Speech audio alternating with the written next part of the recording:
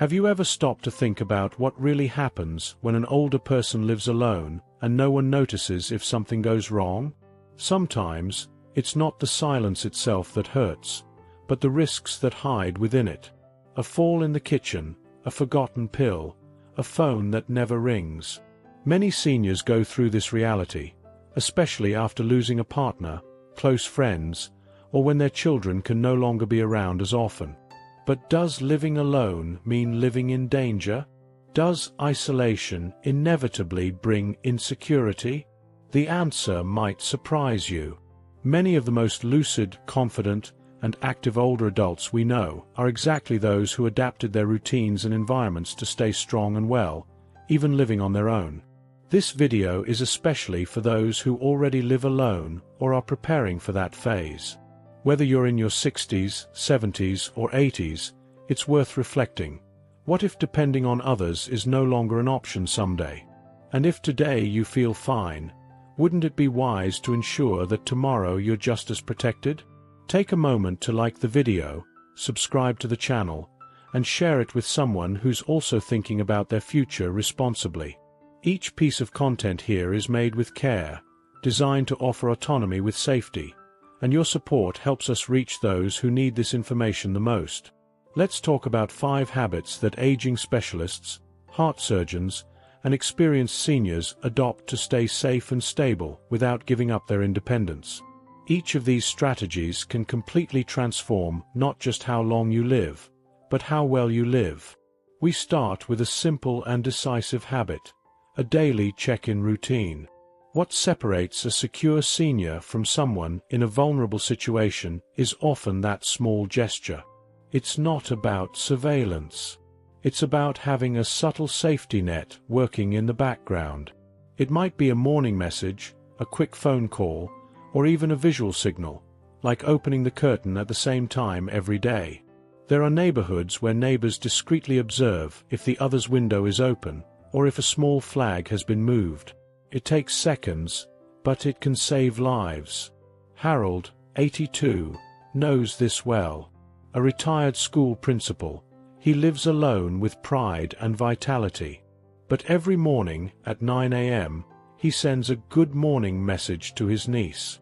If she hasn't heard from him by 10, she calls. That simple arrangement brings peace of mind to both of them. Creating a check-in routine isn't about surveillance or giving up your autonomy. It's about practical wisdom, building a quiet rhythm of protection that respects your freedom.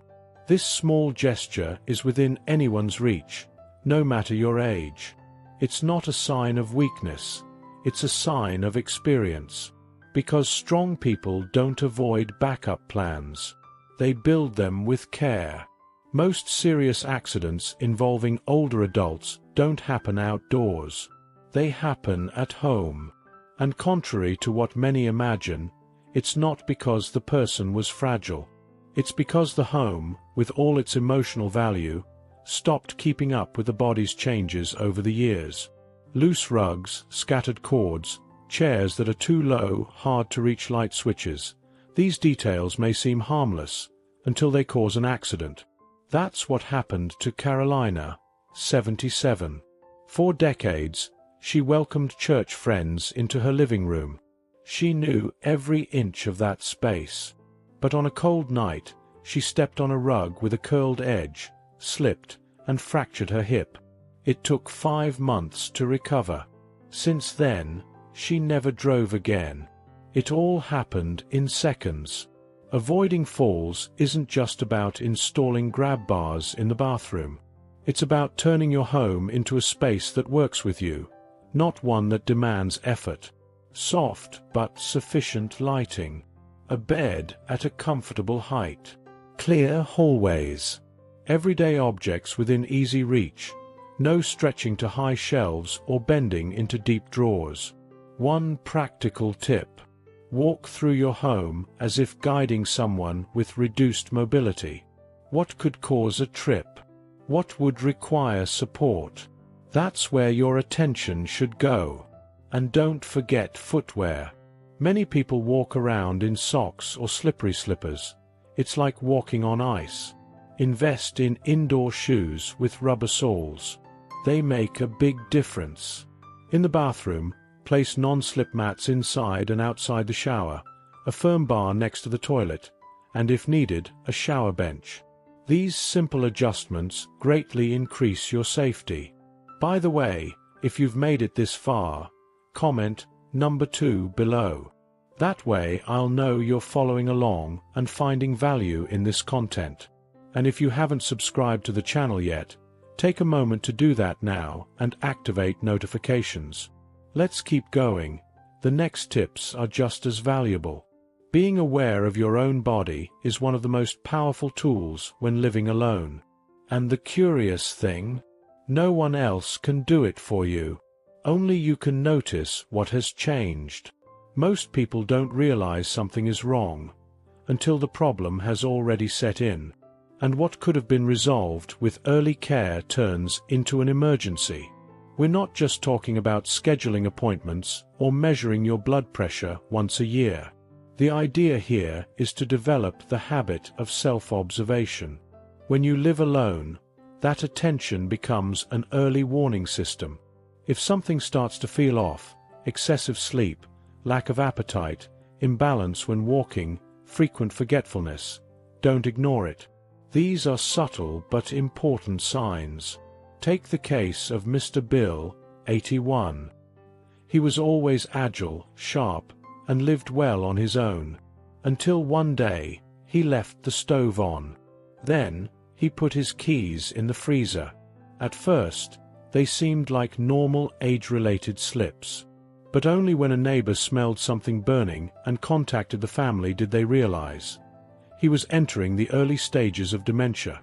If he had the habit of recording small details, how he felt physically and emotionally, that might have been detected earlier.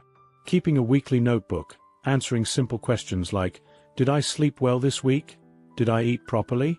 Did I have energy for daily tasks? Did I feel anything strange, like dizziness or pain? Did I feel sadder or more anxious than usual? Already helps immensely. This habit, done regularly, builds confidence. And confidence turns into autonomy. That's how you begin to trust yourself more and make safer decisions. Another key point: pay attention to your weight and appetite. Losing weight unintentionally or skipping meals due to distraction or discouragement could signal something more serious, including depression. Living alone doesn't mean being disconnected. It means being more in tune with what truly matters: you. Those who learn to listen to themselves are better protected. That's what ensures safety, and also strength. In the next part, we'll talk about how to transform your house into a safer, more accessible space without giving up comfort. A poorly placed detail can be the real, invisible danger. Linda was 76 years old, lived alone, and took great pride in keeping everything spotless. Her house was organized, shining with cleanliness. But there was one detail. She hadn't made any adjustments in years. And it was on one of those ordinary mornings, while going to make coffee, that the unexpected happened. Her slippers were worn out, with no anti-slip sole. A corner of the living room rug had flipped slightly, small enough to seem harmless, big enough to catch her foot. Linda fell hard. No one found her for hours. That rug, which she stepped on every single day, nearly cost her her hip and her independence. So, what can be done? First, simplify. Look at your home as if you were a visitor. Are there cords stretched across hallways? Furniture packed too tightly in corners? Loose rugs that slide easily? All of that needs to be reassessed. You don't need to empty the space, but you do need to ensure smooth movement, even on days when your body isn't cooperating. Second, lower the items you use frequently. If you have to stretch your arm to reach a bowl or climb on a chair to get a towel, something is out of place. Bring everything you use daily to waist or shoulder height, and take the opportunity to replace heavy utensils with lighter versions, containers that open easily, and drawers that glide smoothly. Third, lighting.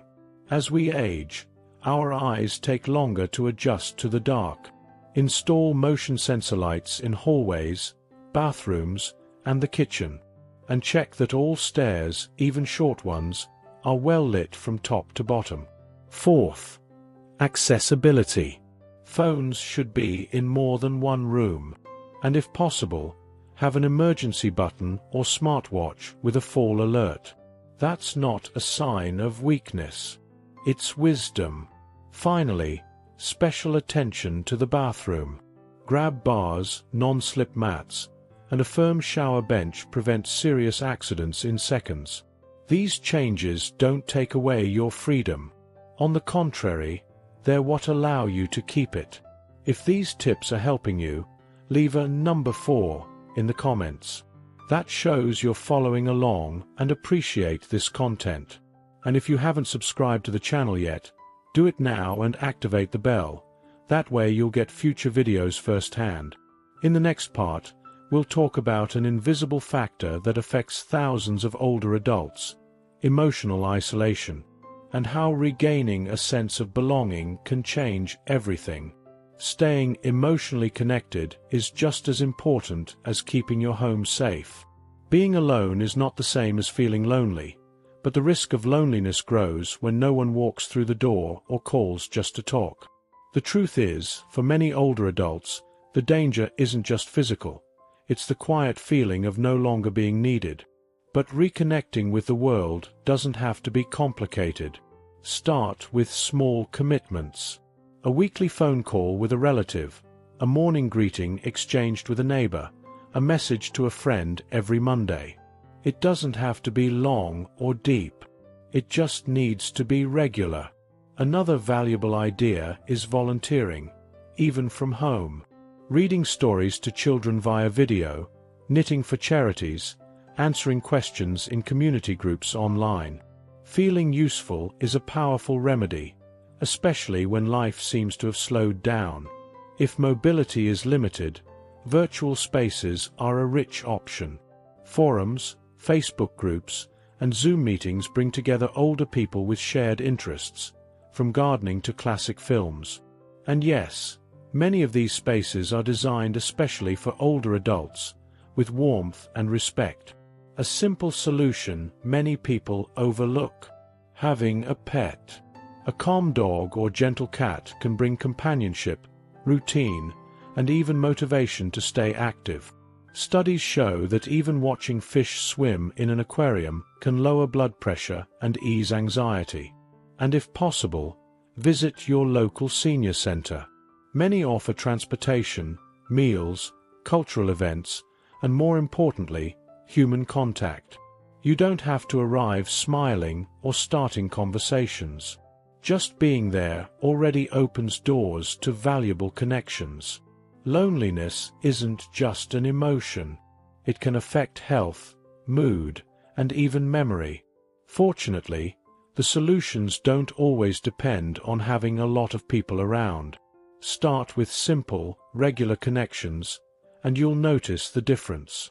If you've made it this far, leave a number 5 in the comments. That shows you're with us and value this content. And if you haven't subscribed yet, take a moment to do that now and turn on notifications so you won't miss our next videos. In the next part, we'll talk about something essential: how to be prepared for emergencies when living alone.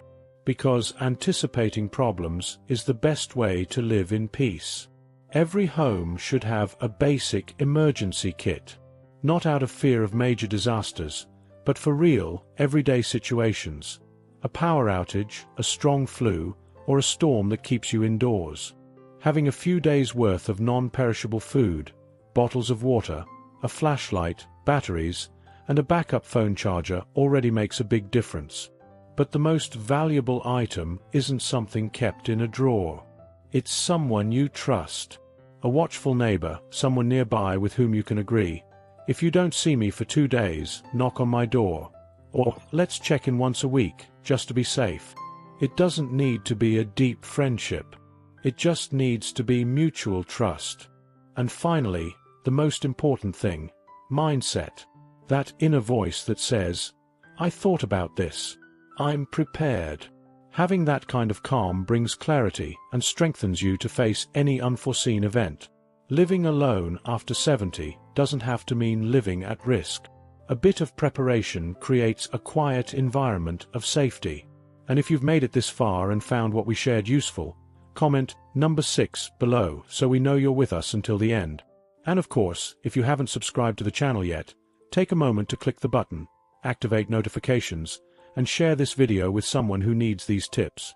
Your participation makes all the difference for us to keep creating content made especially for you. Now, one final reflection. What happens to an older person when there's no one around to care for them? The answer depends. It can be frightening, or it can be liberating. Everything depends on the small choices we make day by day. Living alone doesn't mean being abandoned. It means having the chance to shape your routine, your health, and your home your way. With consistent habits, staying socially connected, caring for your body, adjusting your environment, eating nutritious meals, and being ready for emergencies, it's possible to live not only independently but with deep satisfaction. You've already faced so much in life. You've overcome challenges, created paths, reinvented plans. That strength is still within you. Maybe now, even more than ever. Share in the comments one thing you learned today and how you plan to apply it. Knowing our words helped you is what motivates us to keep going. Thank you for watching, and see you in the next video.